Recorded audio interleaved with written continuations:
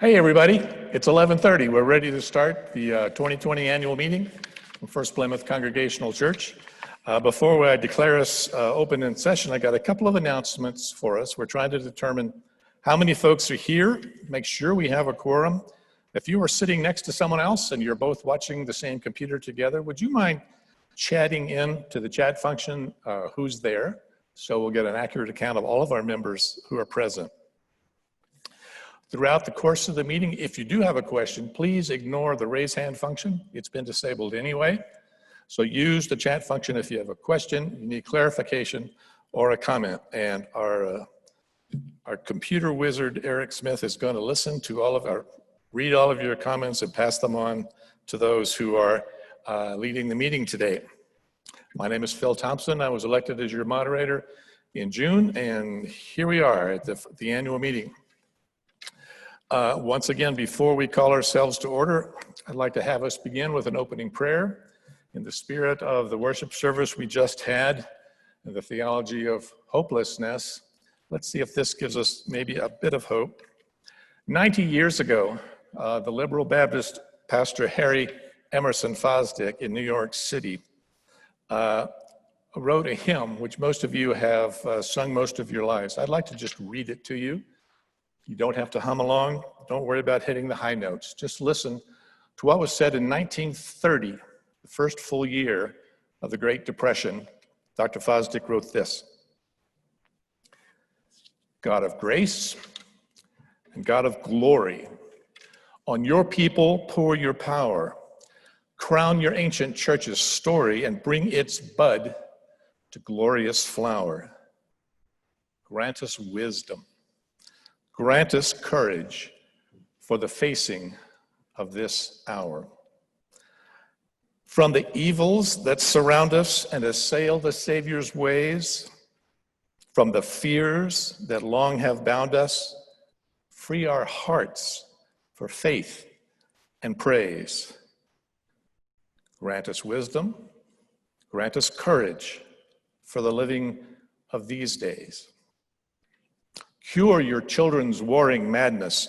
Bend our pride to your control. Shame our reckless, selfish gladness. Rich in things, but poor in soul. Grant us wisdom. Grant us courage. Make our broken spirits whole. Set our feet on lofty places. Gird our lives that they may be armored with all Christ-like graces in the fight to set us free. Grant us wisdom. Grant us courage in the quest for liberty. Save us from weak resignation to the evils we deplore. I'm going to read that one more time. Save us from weak resignation to the evils we deplore. Let the search for your salvation be our glory evermore. Grant us wisdom, grant us courage, serving you whom we adore. Serving you whom we adore. I will call this meeting to order if we have a quorum. Do we have a quorum? I'm told by our Director of Administration we have a quorum, and we shall move forward. You should have gotten in your email the program, the order of business. It's a whopping 68 pages. I hope you've read it by now. On pages 2 through 6, we have the minutes from the June meeting. We are now going to vote to approve those minutes, and on your screen you should see a poll that will allow you to vote whether you approve the minutes. This will be our first vote of the day.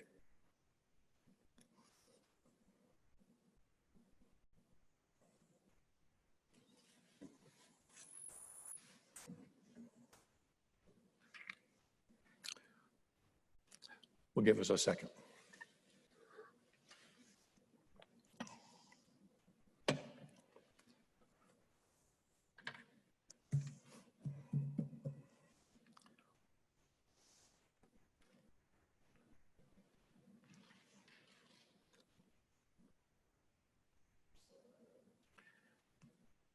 Still counting your votes. If you see something in the minutes that just is a misspelling, just go ahead and chat that in and we'll fix it after the meeting.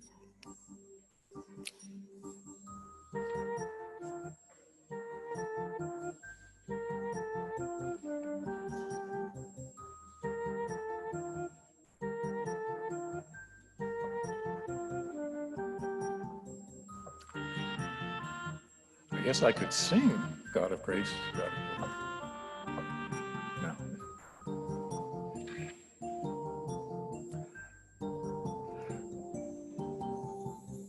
These are usually non-controversial, Carol. Can we come back and announce the vote later? Or will that mess up everyone's computer? Oh, we have a vote.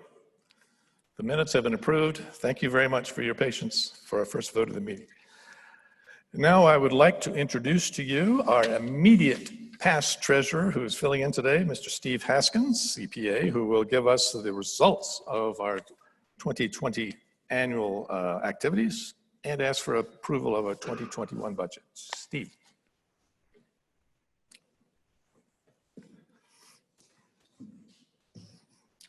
Thank you, Phil. I'm here to sort of close out my year with the 2020 income statement.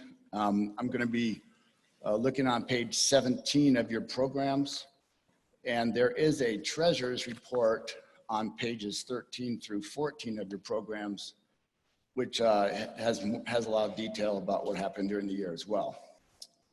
But on the basically the income statement, we don't call it that, we call it the statement of operations, but there is the 2020 actual in the first column, the budgeted revenues and expenses, and the variance, which is simply the difference between the two. On the current pledges, we actually received more than our budget. You might wonder how that's possible, but basically what happens is we get more pledges after the budget is approved, or we have a 4% discount on the pledges, which maybe we didn't have 4% uncollected. So anyway, that's great news. We got $8,299 more than we budgeted.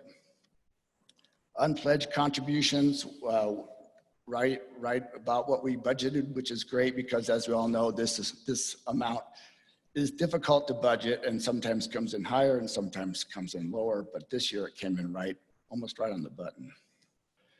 Unallocated bequests.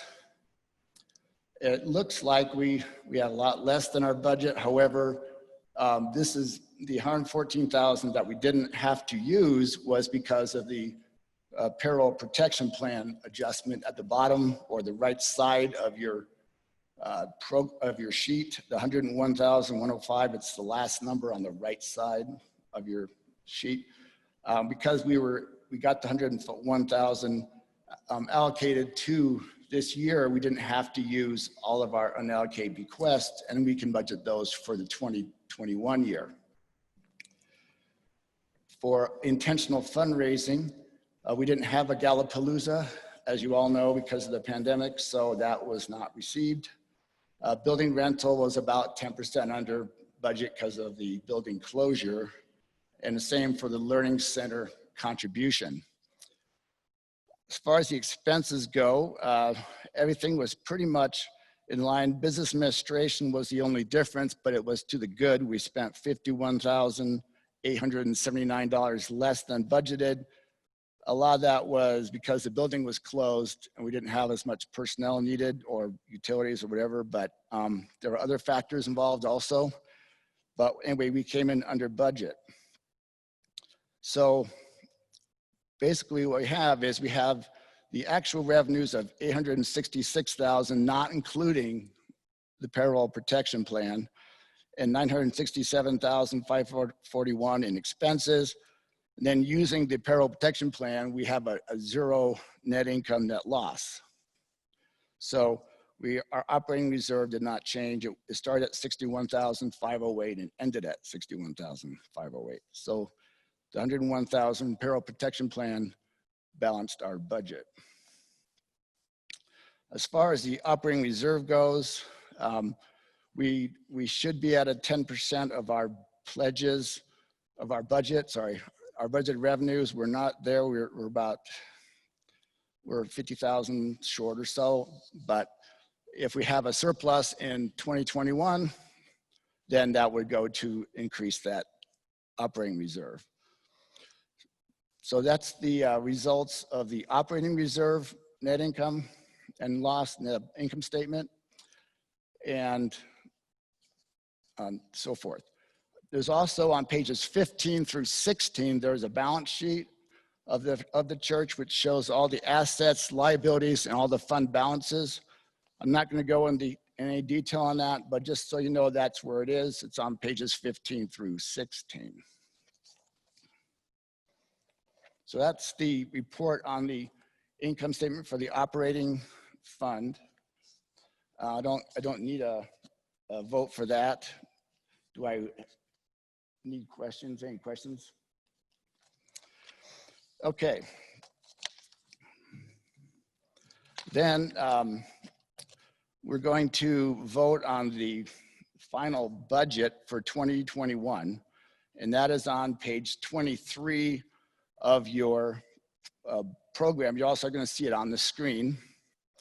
And there's also a budget narrative on pages 21 through 22. I'm going to be focusing on the final three columns to the right. The 2020 actual, which is a abbreviated version of the income statement I just went over. The next column to the right is the 2021 approved budget. That's the budget we approved in June of 2020. And today we're going to vote on the 2021 revised budget, and that's going to be the final budget for the 2021 year. So I'm going to start out just by saying that the expenditures haven't changed at all, except that a $5,000 salary adjustment pool was added. That's the only difference on the expense side from the expenses that you approved in June.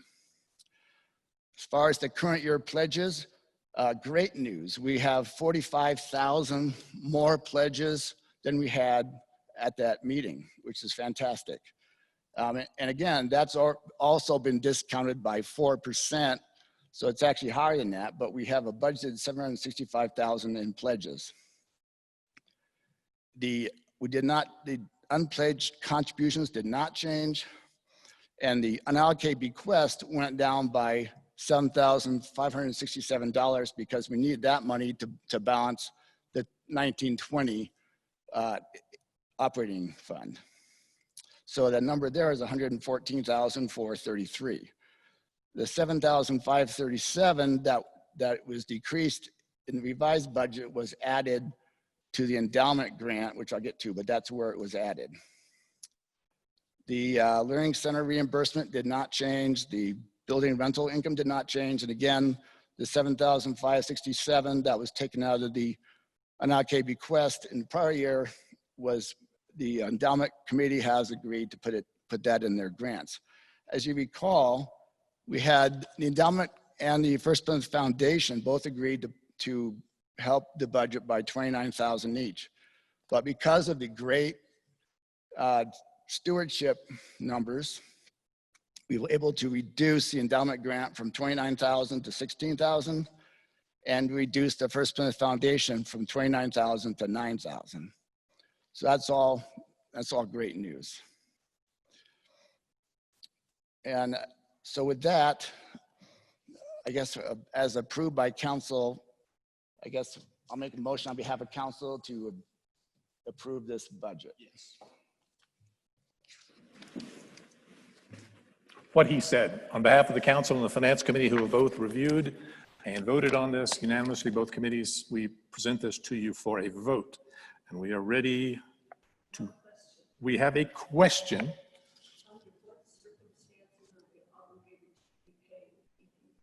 Under what circumstances are we obligated to repay the Paycheck Protection Program? We are anticipating that the payroll protection plan will be forgiven by the government. We have no reason to believe that it won't be. But the only reason you have to repay it is if it was not forgiven by the government. And that paperwork is going in very soon.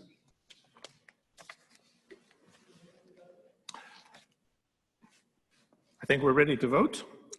Go ahead and send in other questions if you have, but we're going to start the voting process now.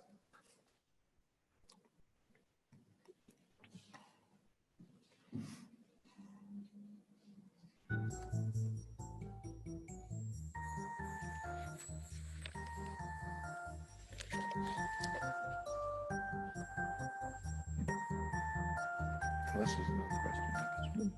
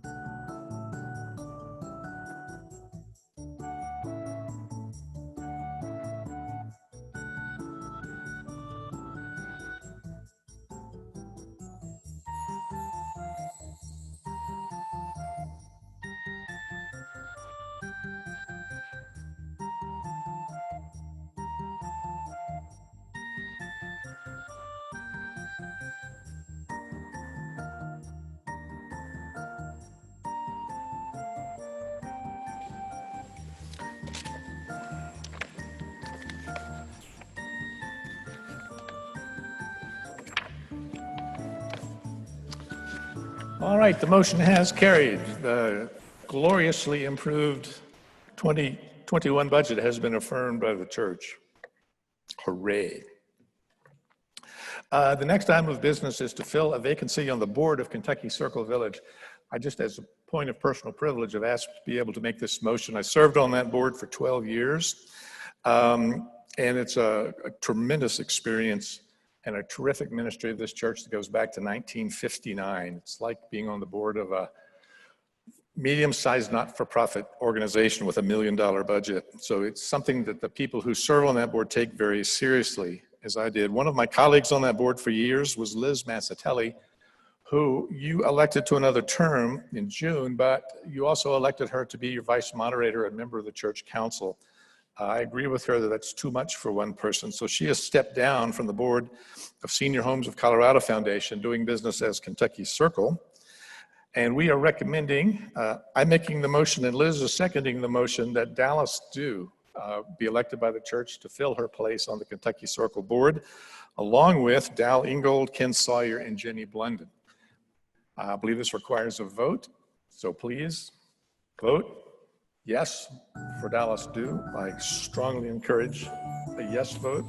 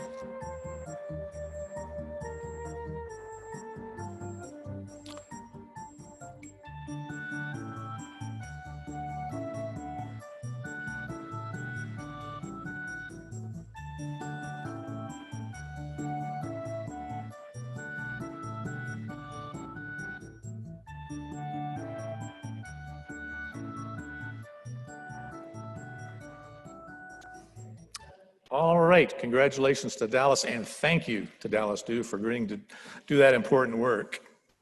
And now we're going to turn the program over to Denise Brown, who is the chairman of the First Plymouth Foundation. And Denise, if you're ready, we'll unmute you. And there will be 2 votes taken during the action on the First Plymouth Foundation. And Denise, if you can hear me, I'm going to trust you to call for both of those votes when the time comes. Thank you, Phil. On behalf of the First Plymouth Foundation members, we really appreciate this opportunity to be on the congregational agenda. The bylaws of the foundation have always required that there be an annual meeting of the members of the foundation, and the members are defined as members of the First Plymouth congregation. It has the formality of convening the members annually hasn't been done for many, many years. And when we redid the bylaws, we put the foundation annual meeting to be concurrent or embedded in the annual meeting of the First Plymouth members. I hope that's not too confusing. If it is, please email me or contact me separately. So on behalf of the Foundation Board, I would like to convene the members of the First Plymouth Foundation for this annual meeting to consider 2 action items. The first action item is approval of the annual report, which appears on pages 54 and 55 of your agenda materials. I encourage you to read that report. It has a lot of good news in it. The Foundation is thrilled to be an affiliated organization with the church and to fulfill many of the obligations and mission that the church itself fulfills. So I'd like to have approval of the annual report.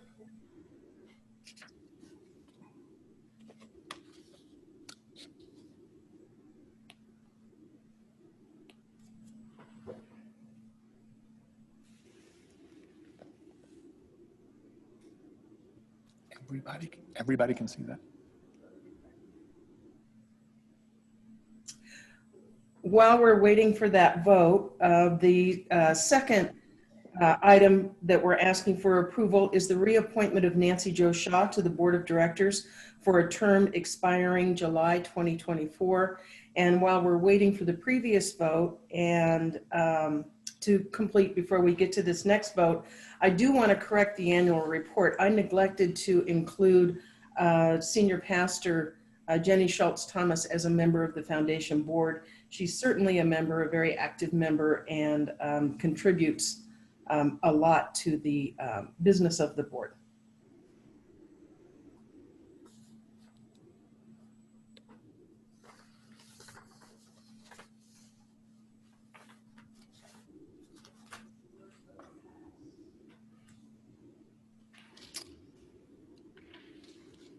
Okay, Phil, are we done with that vote? We have approved the annual report, and are we ready to vote for Nancy Jo? For Nancy Jo Shaw, thank you.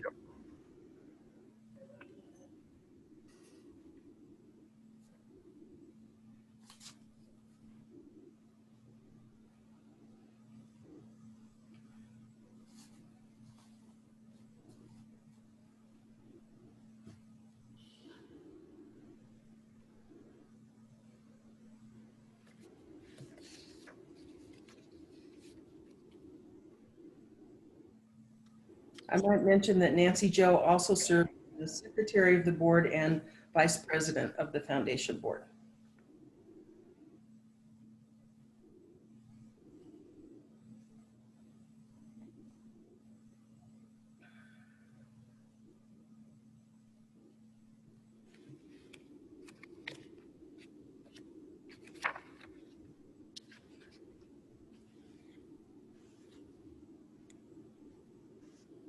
How are we doing, Phil? Are we about done? We have approved Nancy Jo. Okay. Yeah.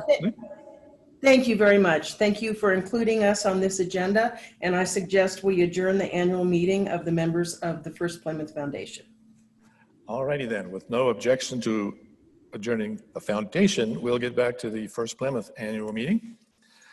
You may remember at the June meeting, and you will be refreshed in your memory on pages 4 and 5 of the minutes, that our former Whole Earth coordinated area of ministry had been doing a lot of work in moving us in the direction of becoming a United Church of Christ Creation Justice Church. So I would like to, as you notice on page 5 of the minutes, they promised that at the next congregational meeting, September now, we would be asked to approve the Creation Justice Covenant. I'm going to ask if Jan McCoy is on the line, if she would elaborate on that a bit and introduce the covenant to us, and then we'll take a vote. Jan? Yes, hello. This is Jan McCoy. I am co-chair along with Pam Schmidt of the Creation Justice Ministry, and appreciate the opportunity to bring this covenant to the congregation today. I know there's a lot of other things on our plate. Just briefly, because much of this was brought up at the June congregational meeting, the United Church of Christ has created a program for churches, congregations that helps focus and identify important parts of creation justice program or ministry within a congregation. As a 26-year whole earth church, we were doing 85% of them. I would say that the two things we didn't have that they suggest are Green Team. We established that in June of 2019, and the final step is to approve a covenant that we have written with the help of Steve Barber. I want to give him credit for this. I was hoping that we could share the covenant on the screen. I guess I probably can. Is that okay? Or do people just want to refer to it in their booklet? It's on page 63 of the booklet. If you can share it from your screen, we all can see it. I'll try. I saved it to my screen so I could do this, but now I don't see it. All right. It's the same as on page 63 of the program. Yeah. I apologize. I should have figured this out beforehand. Oops, now I'm totally lost. It's on page 63 of your booklet. I can read it aloud. I just want to say that the difference between a mission statement, which First Plymouth had for its whole earth ministry, and a covenant, it really is sort of founded in our Christian faith. A covenant is a relationship between a people and their God. And so it's a very serious kind of relationship and promise and commitment. And that's just this next sort of step towards a very serious belief that we as Christians have a responsibility to do everything we can in worship and in our own churches, our buildings, our facilities, and in our own lives to recognize the interrelationship of all creation and the threats that are posed to it now. Phil, I'll ask you, I can either read this covenant or we can believe that people have looked at it. Do you think I should? I think we have plenty of time for you to read it, Jan. I will read it then. Okay. First Plymouth Creation Justice Covenant. We, the people of First Plymouth Congregational Church, affirm the divine gifts of creation and affirm our connection to God, each other, and the world around us. We unconditionally commit ourselves as individuals and as a congregation to the intertwined responsibilities of caring for creation and seeking justice for the oppressed. As humanity confronts the current and future crisis of damage to our climate, we pledge to commit ourselves with an urgent sense of calling and an awareness of how the abuses of creation will inevitably cause human suffering. We understand that it is our responsibility as individuals and as a church to not only care for, but also to help heal and restore creation. We recognize that the impacts of environmental exploitation, degradation, and global climate change disproportionately impact historically marginalized communities, especially people of color, and that we have a calling and a responsibility as human beings, excuse me, to work on behalf of all of those who face issues of social injustice and oppression. We desire that these deeply felt commitments be reflected in all dimensions of our congregation's life. We desire that we launch ourselves beyond the walls of this church to make good on our promises to God, our Creator, to Jesus, the Redeemer of creation, and to the Holy Spirit, the Sustainer of creation. We, the people of First Plymouth Congregational Church, United Church of Christ of Englewood, Colorado, commit to be a creation justice church. And So, yes, I should ask if there are any questions or comments that have been logged, which is how we're. I don't believe we've had any questions come in through the chat. No, I don't see any. So the next step would be to put at the bottom, adopted September 20th, 2020. We will do that by a vote of this congregation. Are we ready to vote? The polling is up. Do you approve the adoption of the First Plymouth Creation Justice Covenant? Yes or no?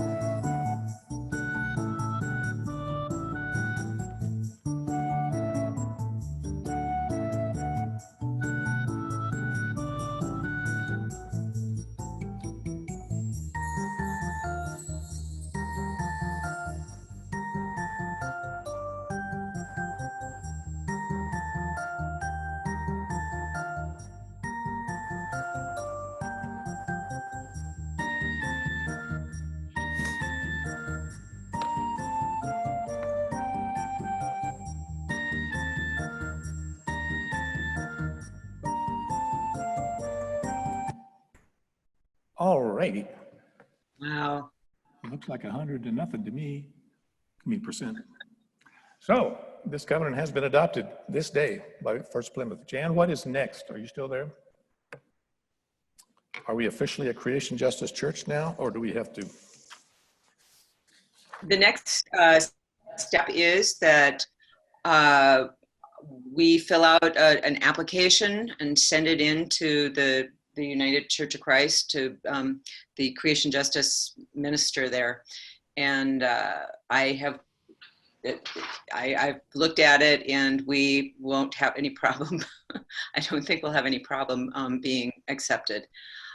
So I will do that and report back to the congregation and to the church council when we hear back from them. Excellent. Make it so. We are ready to move on. Did anybody submit new business that we overlooked and didn't?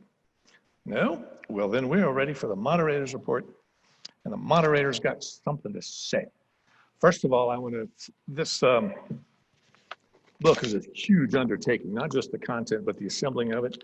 I especially want to thank Amy Turner for her hard work in putting together 68 pages of this manual you have with the annual meeting. And I also want to thank Carol Westfall for all of her work proofreading and all the numbers. A lot of numbers in here, and Carol did a terrific job helping, and then working with Steve to prepare the treasurer's report.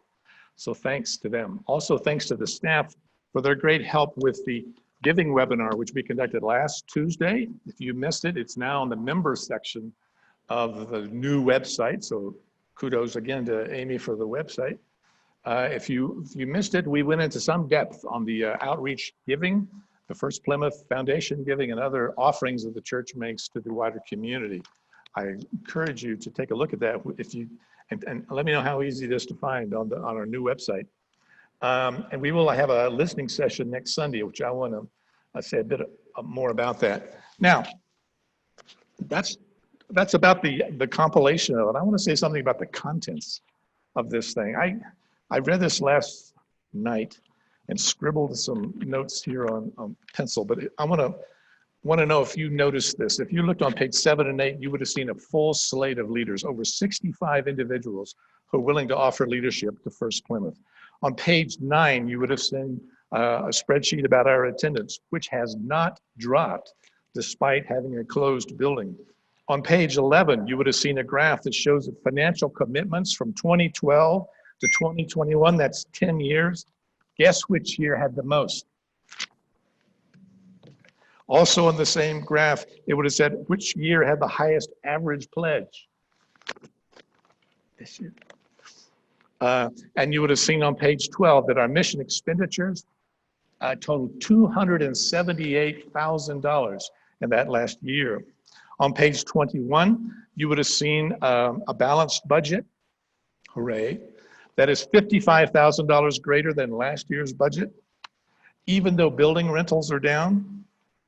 Page 22, the youth are back in the budget, hurrah. Our Director of Music and Technology is now full-time. We increased the hours of the Director of Children's Ministry, Alex Wright. We now have a pool to allow additional merit increases during the year for staff. Oh, we have a new pastoral care associate, Dr. Anthony Scott. We're now officially a WISE church, and I want to thank that task force and tell you, if you haven't done it, you need to read this book. It's not a fundraiser, it's an important statement of experiences of your fellow church people with mental health issues. Today we took the final step, the final step to being a creation justice church, pages 38 through 39. Alex listed for you 40 different people who were involved in our children's program. On page 41, Lois McCloskey talked about putting 120 miles a month on our car in the visit as our parish visitor, even though hospitals and nursing homes are not allowing visitations anymore. We're keeping up with our shut-ins. Page 46, Web of Care has 39 coordinators providing care to 300 family units. Page 48, 70 individuals have participated in one of our racial equity vigils outside on the church. Pages 52 to 54, look at all the stuff that the facilities team is working on. There's 3 pages of projects. Page 54, 22 grants given by the foundation totaling over $102,000. And we have a fund that needs a home. We have $150,000 left over from our the renovation of this room from the, gone blank on the name,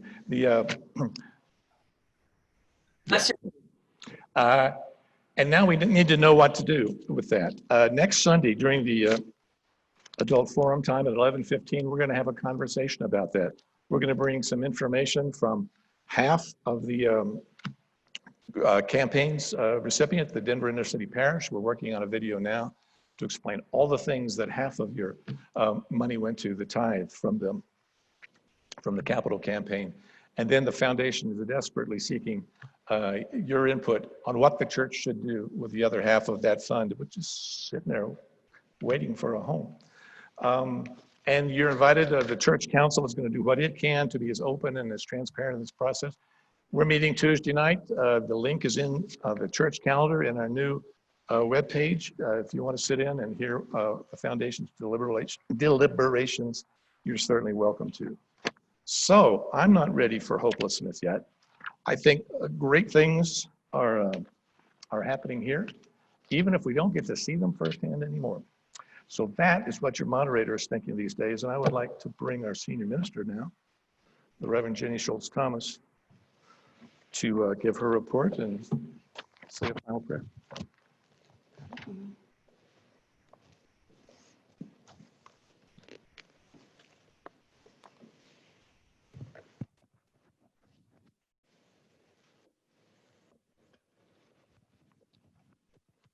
Good morning. Phil has already thanked so many of you, so many of our leaders and our staff, so many of you who continue to show up, who continue to seek justice, and to continue asking questions. How First Plymouth, how you as an individual can live into the call that God has placed upon our community of faith.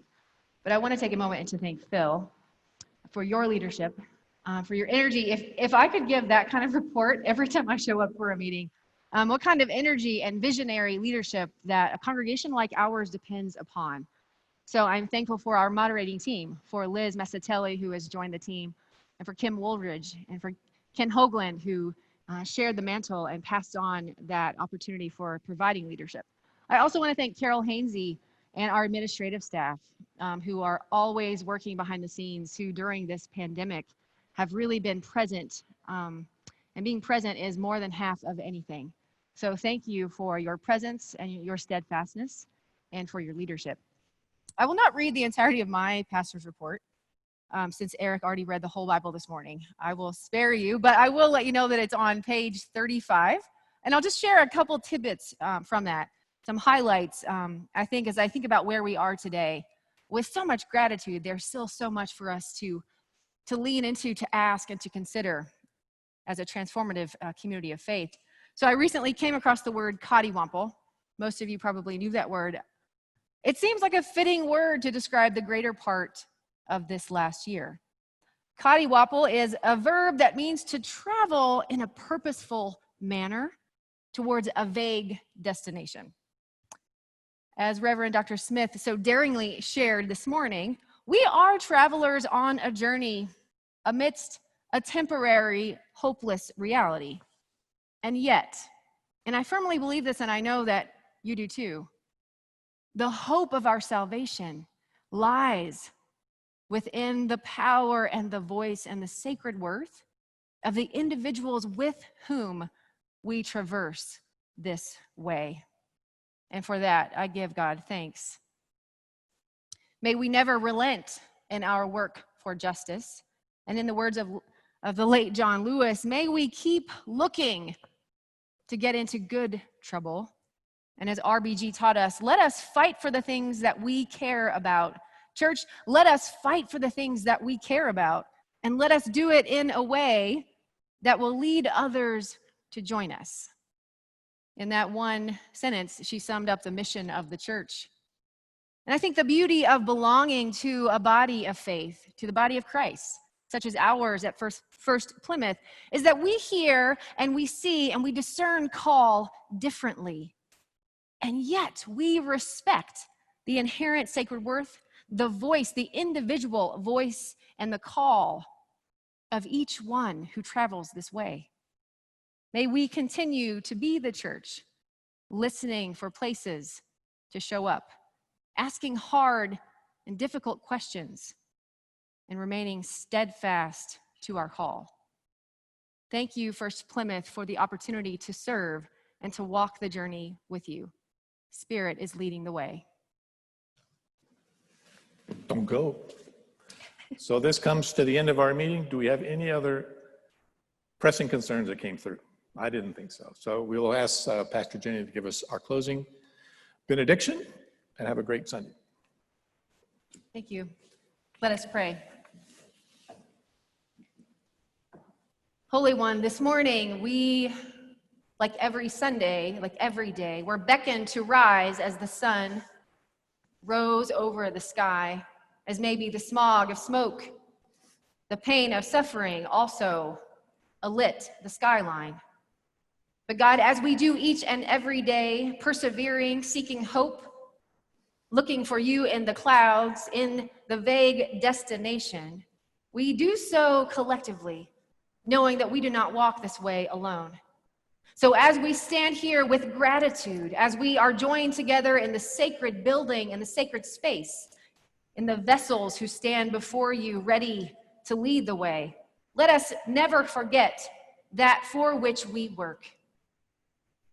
That those from the east and the west, the north and the south, who are called to gather at your table, who are called to feed and to be fed, that we might work relentlessly with hope in the background and the foreground amidst a hopeless time.